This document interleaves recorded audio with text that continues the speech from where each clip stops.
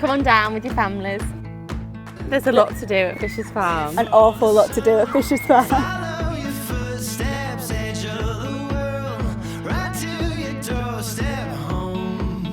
It's really good value for money. The children are constantly on one of the events or the rides, unlike some other places where they do a lot of queuing up, and here they don't.